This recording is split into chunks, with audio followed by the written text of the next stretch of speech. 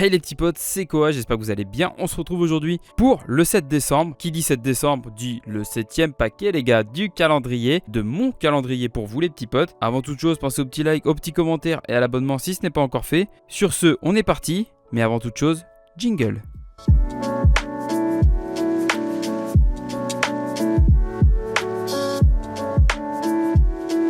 On va pouvoir déballer le 7ème paquet les petits potes. Avant toute chose, la petite note de Lily, comme d'habitude.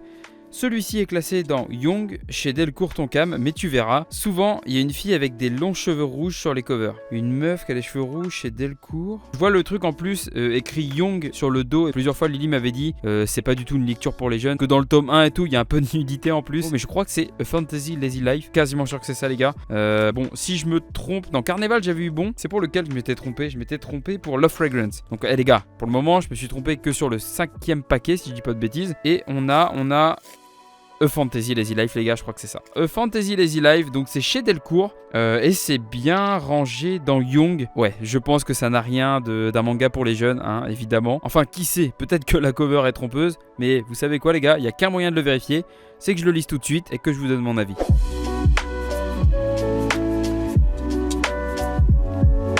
Les petits potes, alors A Fantasy Lazy Life, je savais pas du tout dans quoi j'allais me plonger. Il se trouve que c'est un isekai, donc bon, vous savez que j'aime bien les isekai en règle générale. Et là, j'ai plutôt bien apprécié également. J'ai bien envie de lire la suite. Je me suis même tâté à lire la suite avant de faire mon avis. Pour ne pas fausser mon avis en tout cas sur le premier tome, je vais pas lire la suite maintenant, mais voilà, peut-être qu'après la vidéo les gars, je vais peut-être craquer, je vais peut-être lire la suite. Parce qu'en vrai j'ai énormément apprécié le fait que voilà, notre personnage principal vienne du monde des humains et qu'il se retrouve dans un monde fantastique. Bon, ça c'est un peu l'isekai classique, j'ai envie de vous dire. Et ce qui m'a plu déjà, c'est qu'il y a un contexte. On sait pourquoi notre humain se retrouve dans ce monde là. Ce que je veux dire par là, c'est que voilà, il y a une certaine logique, j'ai envie de vous dire. Enfin, même si c'est pas vraiment logique en soi de se retrouver dans un monde parallèle.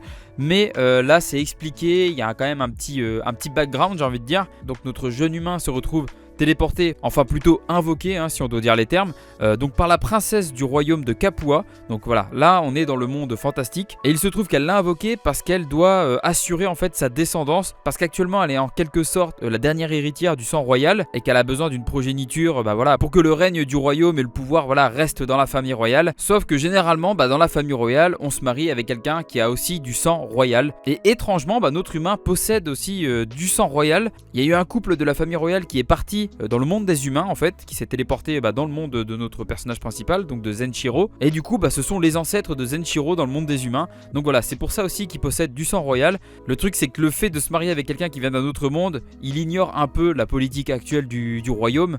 Et du coup c'est un peu plus simple on va dire pour le manipuler, même si en soi voilà elle cherche pas non plus à le manipuler. Mais le fait d'avoir pour mari quelqu'un qui vient pas de ce monde là et qui en plus de ça a l'air d'être un peu un glandeur, on va pas se le cacher les gars, ça l'arrange quand même plutôt pas mal. Et du coup voilà, lui on lui a proposé du coup de devenir le mari de la reine, donc d'avoir la belle vie jusqu'à la fin de ses jours sans rien avoir à faire. Donc pour lui les gars c'est jackpot direct. Donc il accepte la proposition de la reine et le voilà du coup marié à la reine de ce royaume.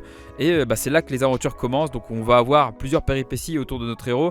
Là il commence déjà un peu à révolutionner le pays, c'est un peu ce que je disais tout à l'heure, parce que lui il vient avec son PC portable, il a les tableurs Excel etc.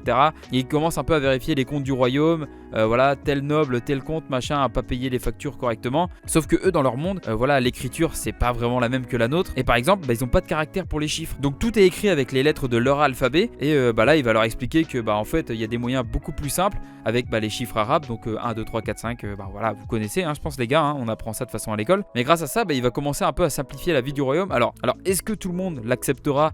J'en sais rien parce que j'ai lu que le tome 1. Mais là du coup j'ai bien envie de lire la suite parce qu'il y avait des prétendants qui pouvaient se marier avec la reine, qui se sont vus pour le coup couper l'herbe un peu sous le pied. Mais malgré ça tu vois qu'ils vont quand même essayer de gratter leur petite place au sein de la famille royale. Il y a quand même un des commandants de l'armée qui a quand même proposé sa femme à la reine pour être la maîtresse de son mari, donc c'est un peu chelou quoi. Mais tu sens que le commandant, si sa femme elle peut tomber enceinte du nouveau prince, le gars il dit pas non quoi, s'il peut avoir un enfant de la famille royale. Donc les mecs quand même partent assez loin pour essayer de gratter leur place. Mais en tout cas voilà, c'est assez drôle, il y a des situations assez comiques. Et j'ai bien apprécié la lecture de A Fantasy Lazy Life. Et actuellement si je dis pas de bêtises, il y a 9 tomes qui sont sortis en France et la série est toujours en cours. Donc voilà, j'ai hâte de lire la suite. Je pense que là après la vidéo, je pense que je vais peut-être aller dévorer quelques tomes pour rentrer un peu plus dans la série. Sur ce, je vous dis à demain pour le 8 décembre les petits potes. En attendant, portez-vous bien, c'était Koa. Allez, Ciao ciao.